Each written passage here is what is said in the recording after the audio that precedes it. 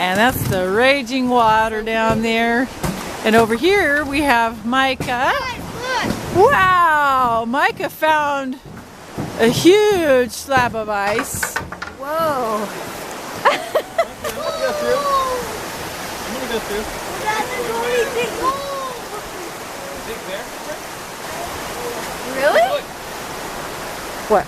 We see these bear footprints. Never know. There's bear poop up here. There's probably bear prints.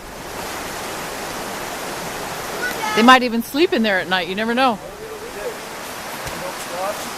This big dam, this big gate, water gate, goes down in there, you can open it, they pull so much water they wanted to go down the miner's ditch. That's cool.